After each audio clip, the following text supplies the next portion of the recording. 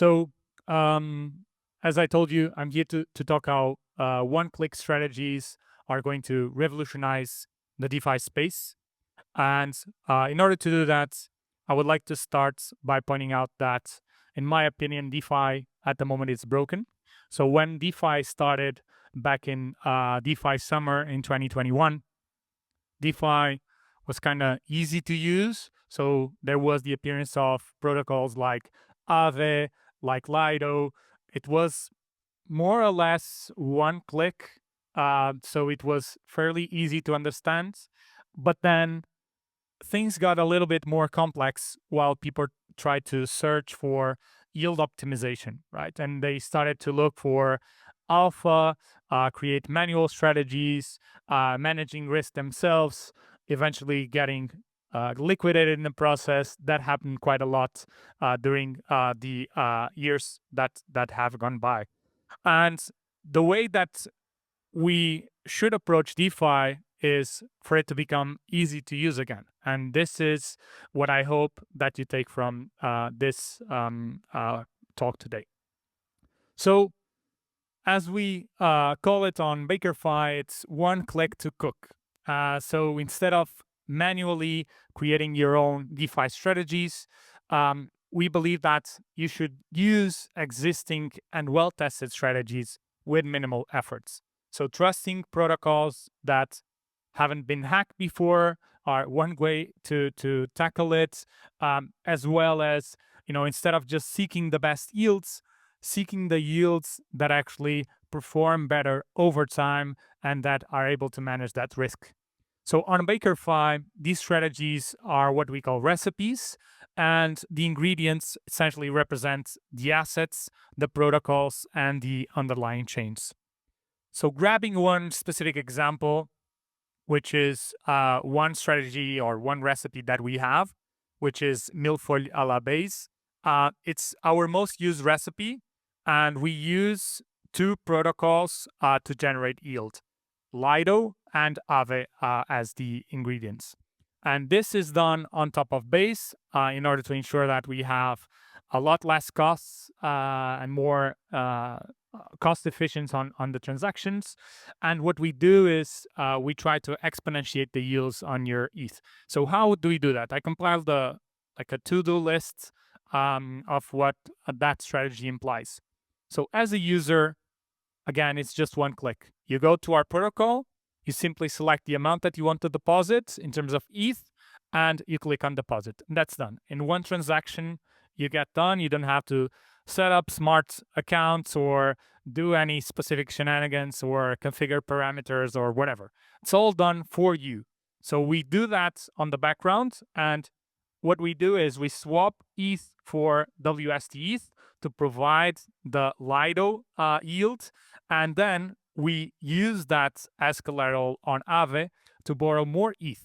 And we do this over and over in continuous loops so that we're able to provide a better yield than what Lido is able to provide. This seems very simple, but most of users within crypto space and even within DeFi don't do it. They simply use Lido for the trust that it gives them, but you could be earning 3 to 4 times more by using this strategy. And another thing that is important and that I mentioned before is the risk management part, right? So what we try to do to overcome this so that you as a user don't have to manually assess the risk and constantly manage it, we try to protect you from that. So the main risk for this strategy is the fluctuation between WST ETH and ETH. In some cases, there are some depegs. So what we do in this case, we have a liquidation protection mechanism that ensures and automatically rebalances your position in case the risk, in this case, the loan to value parameter, exceeds the strategy limits. And you might think that this is just for newbies because, this is just one click. So you just need to go to the protocol and click on deposit, but this can also be for experts. So for newbies, I think that the the added value is really simple, right? So it's simple and accessible platform to do these things. Um, it's safe and managed by smart contracts without compromising your assets or your custody. So you have full custody and you can use the strategy as you want, deposit and withdraw at any time. So this is always available. But for experts, this is equally important because an expert is always seeking for the best optimization of their yield, but we can do that also for these types of users. And typically, what happens is by doing this in multiple loops, it means multiple transactions. We do it in a smarter way. We use flash loans to reduce the number of transactions to one. So, this is also something that aggregates to the yield optimization part. And the precision and control part for the experts are more on the risk management that I told you about. So instead of you having to navigate and trying to each single day seek for control and trying to ensure that you're not getting liquidated, we do that for you. And the cherry on top is what we're going to have in the future, right? So this is not just another protocol that combines yields or yield aggregator or yield optimizer. We actually want to do this a little bit more interesting for our user. So in essence, in the future, we're going to have AI agents that are going to be able to optimize the strategy. So, for example, you have specific strategies that do supply and lending markets. And typically, what they do is when you deploy capital to those specific strategies, they say, okay, 30% of the capital goes to Aave, 30% goes to Morpho, and 40% goes to Compound. And that's it. And they don't automatically optimize that for you. So, what we can have within BakerFi is a way for the protocol to search for the best yields automatically and actually optimize them on a daily basis. So that's one thing that we're about to launch. The other thing that we want to do is also creating strategies that are not just community driven or driven by the team, but also that we have agents looking for market insights and price predictions, and that are able to this way create the best strategies also for the user. Last but not least, the enhanced UX is going to bring more people in, so more newbies and probably people that don't know how to interact with DeFi, because this automation, cross-chain compatibility will also happen within our protocol. So this talk is essentially to provide you some context on what we're doing, and we would like to invite you to try out our recipes.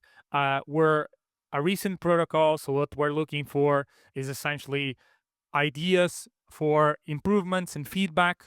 And also, if you have new recipes that you would like to see on our protocol, also feel free to reach out to us. In the future, we're going to have not just ETH focused strategies, but also BTC focused strategies.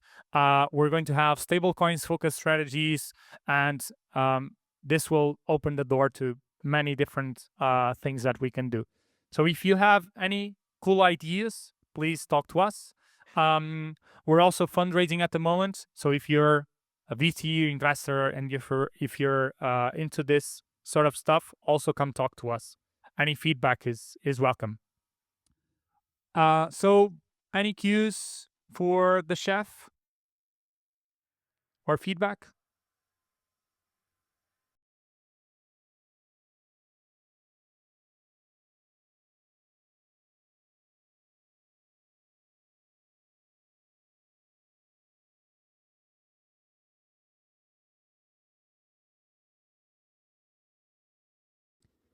So the yield, If we go into the loop, right, and then yeah, probably initially you have like a big diff at each iteration of the loop, great. mhm, But then as you get more and more, right, yeah, liquidity, then more and more deposits, I guess the yield will be lower and lower to a yeah, point where it's not worth doing it, right? yeah. I see what you mean. So the way it works. specifically for this strategy, you're absolutely right.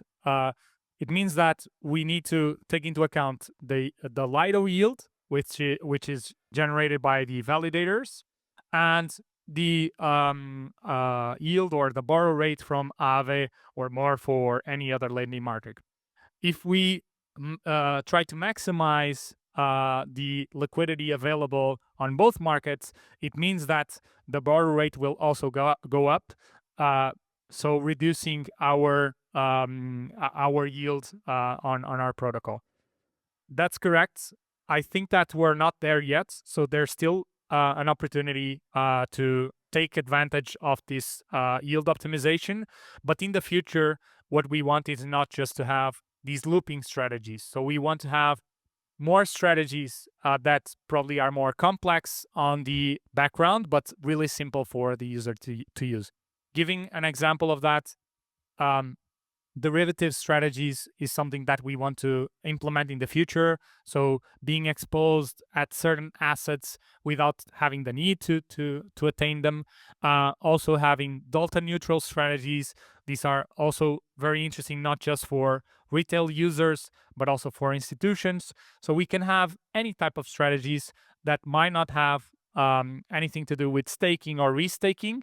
Although we believe that at the moment there's still a gap and there's still an opportunity to be taken, and that's why we're focusing on this first and then going to the others. Any other questions?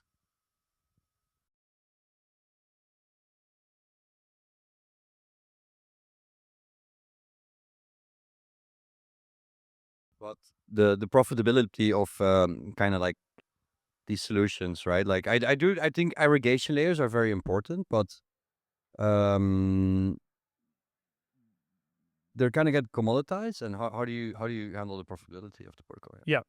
So what we do in terms of business model is charge a performance fee. So we don't charge deposits or withdrawals. We take a 10% commission on the performance that is generated. Yeah. And the strategies are developed by us. So instead of BeFi, what they do is they aggregate third-party strategies, right? So their commission is going to be a lot less than what we can take, and over time, as there are more aggregators in the space, probably their commission will be even more reduced, right? So what we try to do is to come up with our strategies, and through that way, we're able to make money and reach profitability. And you do that on house, or is it also in the roadmap to let other people build strategies? Or Yeah, so in the future, we want to include that option. So our idea is always to have curated strategies, because our audience will always be more focused on newbies than experts. So independently of where the strategies come from, it's from us, community, or AI driven, it doesn't matter. What we believe is that they need to be curated so that we can make sure that the user knows what they're using, and that the strategy is safe for them. But yes, answering to your question, in the future, it might be possible for other strategies to appear, and then we might have to split that commission. how would you compare yourself to like something like Yearn or? Yeah, that's a good comparison, actually. So Yearn, I think that what they're doing is nothing curated, so it's open for everyone to deploy a strategy, and most of their strategies are working and people are using it, but it's for more advanced users. For newbies, I don't think that they're going to use Yearn. And another aspect is that they're focused essentially on Ethereum.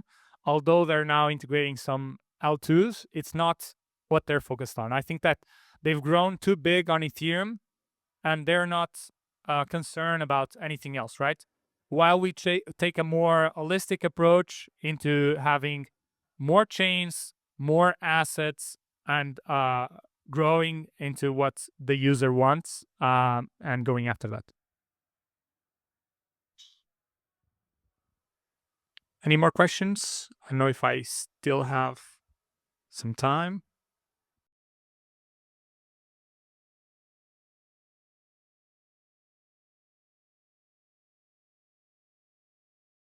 separate environment and not pooling funds within, your standard smart contract kind of environment? Yeah, so at the moment, it's not possible to deploy strategies besides our own team. So this is something that is still not possible to do. But in the future, our idea is to create this rating system similar with what you have in TradFi, like from Standard & Poor's and Fitch and all of that, that rates automatically the strategies. So whenever we make the possibility of users adding their own strategies, we're going to be able to rank them, and by ranking them, we can automatically assess if they're good to be added to the protocol or not, right? So that's what we aim to do. In the future, it might be possible for you to deploy a strategy, but it will only go through our UI if it's a strategy that's well rated. Otherwise, people will have to interact with the smart contracts direct. Did I answer your question? Kind of. Okay. Any other questions? No? All right. I hope I say this properly. Kapkun Krab, or in my mother language, obrigado. I hope that you have a fantastic time today and that you enjoy the rest of the talks and the panels. And I'll see you around. I'll be around if you want to connect. Thank you very much.